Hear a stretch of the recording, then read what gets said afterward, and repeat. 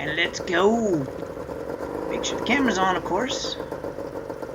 No music, just raw engine sounds.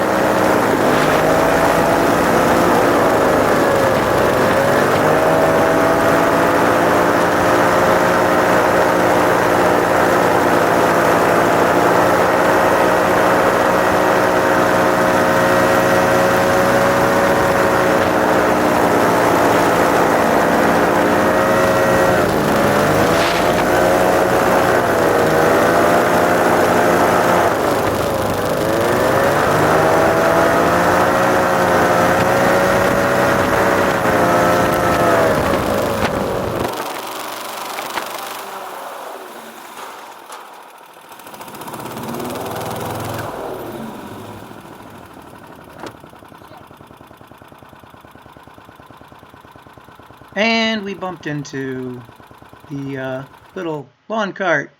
You can't tell how steep this is, but it's quite steep. Camera doesn't do it justice, and it's very uneven. So I figured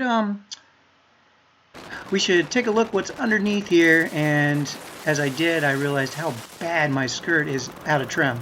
It used to be to get your skirt in trim or to see what's underneath the Hovercraft, you had to park in about 2 feet of water and dive under with your head under. I used to do that. It was a lot of fun, but a little bit dangerous and not necessary with a 360 camera. So I can really see that my front corners were dragging, and there's a lot of wrinkles right on the contact line. The back is a little bit misleading. It's not. It is touching the ground mainly because it's a little tail heavy. But I'm going to do this again under power after I trim it out a little bit and fix some of the holes, which have been in bad need of repair. And I've noticed a big performance loss lately. So the skirt needs super adjusting and keep my engine barking, and we'll be good to go.